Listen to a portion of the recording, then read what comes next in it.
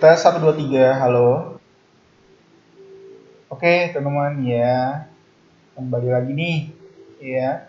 Kami dari bahassoalcpns.com dan saya Andrian. Ya, kali ini juga kita seperti biasa ya, pengen bahas tentang latihan soal nih ya, tes wawasan kebangsaan di TWK ya. Oke, kita mulai aja ya. Jadi ada soalnya nih, saya baca dulu. Suatu fakta yang diurutkan secara kronologis sesuai dengan waktu terjadinya merupakan pengertian dari A. Fakta, B. Periodisasi, C. Kronik, D. Kronologi, E. Sumber ya. Jadi soal ini penanya ini, suatu fakta yang diurutkan secara kronologis sesuai dengan waktunya, waktu terjadinya, merupakan pengertian dari apa nih? Ya, istilahnya apa gitu ya?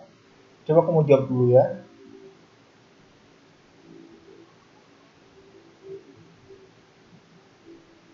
Udah. Oke, kita lihat jawabannya adalah kronik ya. Benar nggak ya jawaban kamu? Benar, selamat. Belum benar, coba lagi, oke? Itulah fungsinya kita belajar. Oke, lanjut. Pembahasannya apa ya? Pembahasannya, oke. Dalam sejarah dikenal beberapa istilah yang berkaitan dengan waktu ya. Ini kronologi, kronik, dan periodisasi. Oke, kita lihat. Oke, kronologis.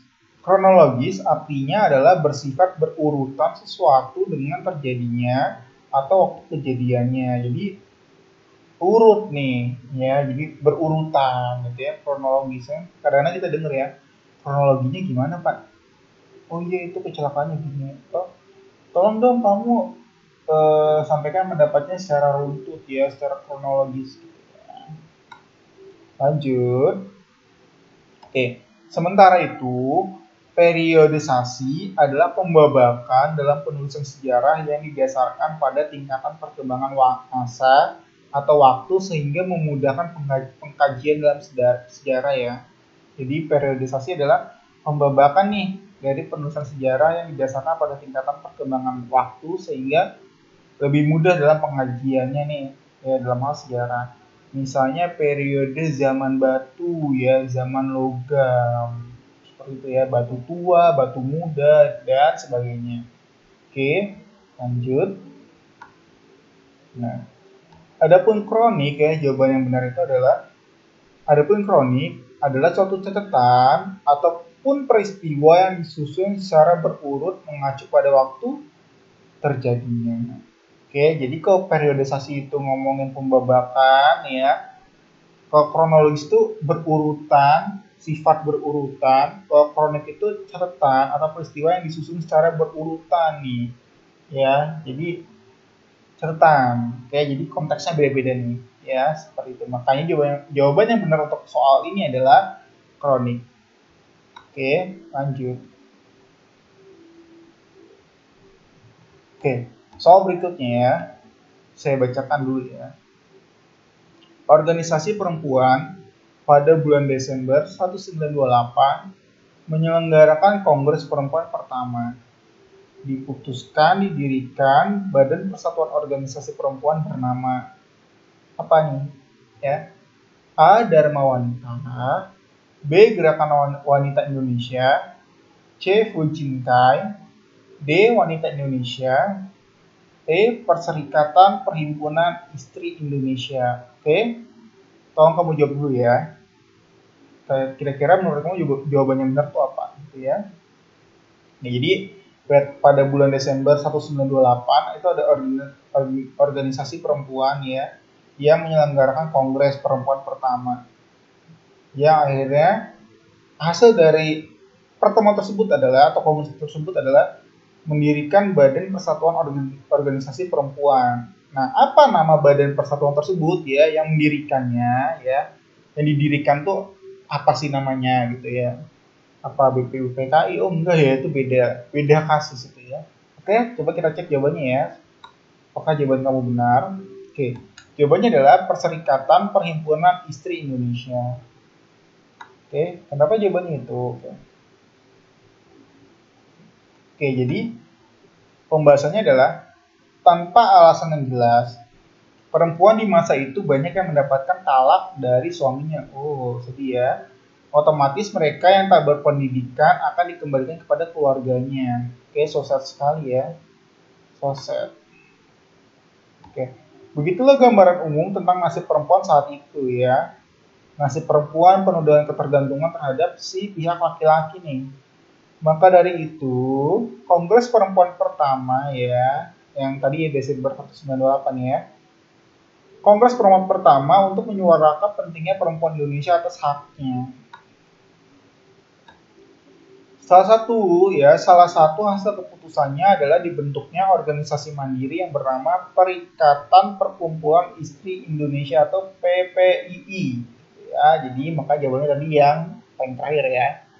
Ya, jadi ya ini ya, jadi karena ada kasus ini, akhirnya pas Kongres Perempuan pertama, yuk kita bikin yuk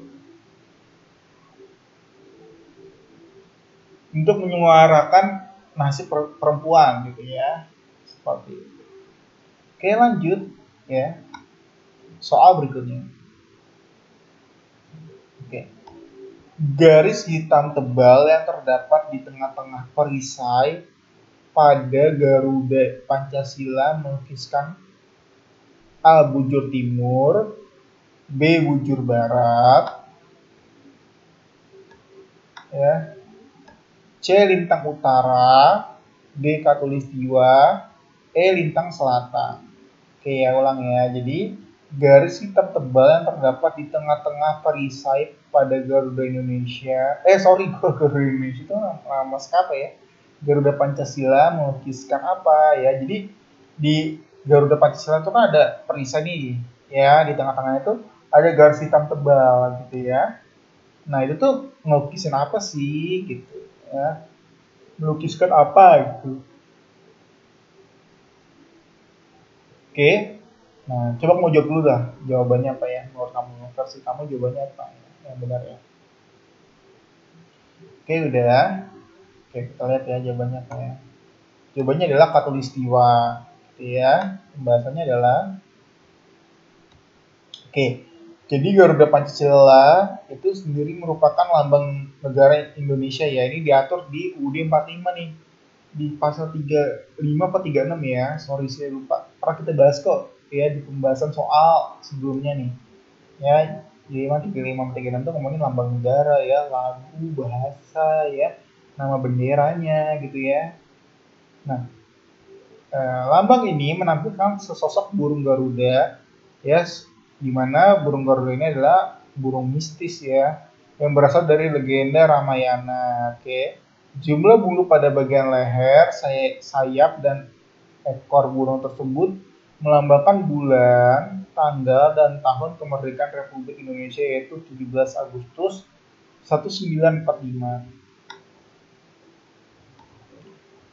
Pada bagian perisai juga terdapat lambang dari masing-masing sila pada Pancasila, serta sebuah garis hitam tebal di bagian tengah yang melambangkan Katulistiwa, yaitu garis haya pada bumi yang melintasi daerah Indonesia. Oke. Adapun pada bagian kakinya terdapat seutas pita bertuliskan Bhinneka Tunggal Ika, sebuah ungkapan yang bermakna walaupun berbeda-beda tapi tetap satu juga ya, atau satu jua. Oke. Nah, seperti itu ya. Nah, jadi ngomongin tentang perisai itu ya, ada lima gambar tuh, ada bintang, kepala banteng, pohon beringin, padi dan kapas serta rantai ya. Coba ya, itu mewakili apa tuh ya? Seingat saya sih kalau bintang itu ya ngomongin Tuhan yang Maha Esa. Kalau beringin tuh persatuan ya. Nah, di situ sih kayak ketukar tuh, kayak rantai itu kemanusiaan yang adil dan beradab. eh, Kerakyatan itu, wah nanti ya kita bahas di soal selanjutnya ya, tentang apa sih gitu ya, itu gambarnya mewakili apa ya, sila pertama tuh yang gambarnya apa, oh yang gambar bintang seperti itu ya. Oke, lanjut soal selanjutnya ya. Oke, pada 14 April 1949 ya sampai 7 Mei 1949 terjadi perjanjian Rumroyen yang menyepakati beberapa hal di bawah ini, kecuali A. Pemerintah Indonesia menghadiri konferensi meja bundar. B. Pemerintah Indonesia dikembalikan ke Yogyakarta. C. Angkatan bersenjata Belanda menghentikan semua operasi militer dan melepaskan semua tawanan perang. D. Belanda hanya mengakui Jawa Tengah, Yogyakarta, dan Sumatera sebagai wilayah Indonesia. E. Angkatan bersenjata Indonesia akan menghentikan semua aktivitas gerilya. Oke ya, jadi sebenarnya di soal ini tuh dibilang bahwa pas ngomongin perjanjian Rumroyen tuh ada kesepakatan yang dihasilkan. Nah, kecuali yang mana? Di antara kita jawabannya ya. Kalau ini KMB ya, memang kalau Rumroyen itu ya nanti berlanjutnya di KMB ya, penentuan nasib.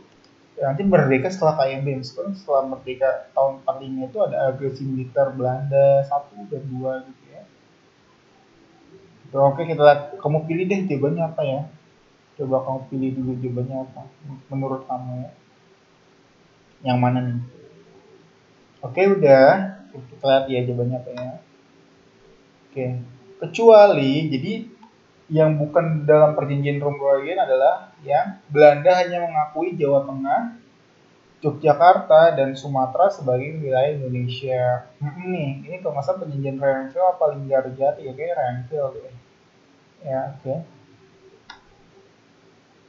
Pembahasan. Oke. Adapun hasil dari perjanjian Rumroyen ini adalah sebagai berikut. Pertama, Angkatan Bersenjata Indonesia akan menghentikan semua aktivitas gerilya. B. Pemerintahan Republik Indonesia akan menghadiri konferensi meja bundar atau KMB ya. Ya, kemudian pemerintah Republik Indonesia dikembalikan ke Yogyakarta ya. Dan Angkatan Bersenjata Belanda akan menghentikan semua operasi militer dan membebaskan semua tawanan perang. Nah, itu ya. Itu isinya Rumroyen. Oke. Nah, memang Rumroyen ini ya kan setelah KMB kita dikasih kemerdekaan ya, nanti ada secara de jure dan ada secara de facto. Nah, kamu masih ingat nggak de jure dan de facto itu apa? Itu kan yang kita bahas ya di video sebelumnya ya. Kalau de facto itu ya pengakuan ya, dulu pengakuan sih atas kemerdekaan atau berdirinya suatu negara ya, jadi pengakuan di negara lain ya. Kalau de jure itu dia secara hukum internasional tentang dirinya suatu negara gitu ya, apa sih syaratnya. Sedangkan kalau de facto itu ya coba apa menurut kamu ya? Nah, berdasarkan yaitu ya wilayah, rakyat, dan pemerintah yang berdaulat atau diakui ya. Nah, seperti itu ya. Jadi memang nanti di konferensi meja bundar ya dapat pengakuan nih Indonesia ya dari Belanda. Nah, ada juga ya dari Rumroyen itu adalah pemerintah Republik Indonesia dikembalikan ke Yogyakarta. Memang kan pada saat Rumroyen ini memang ya seingat saya sih memang duit tunggal kita ya Presiden Soekarno dan Wakil Presiden Muhammad Hatta itu memang ditangkap, ditawan ya. Nah, di situ pemerintah Indonesia ada darurat nih di Jogja ya oleh Raja Daud saat itu ya Hamengkubuwono ke-9 nggak salah. Sama juga PDRI ya, Pemerintahan Darurat Republik Indonesia di daerah Sumatera Barat. Oke, ya, nanti kita bahas lanjut di soal-soal berikutnya ya teman-teman ya. Oke teman-teman, kami rasa cukup sampai di sini dulu aja ya kita belajarnya ya.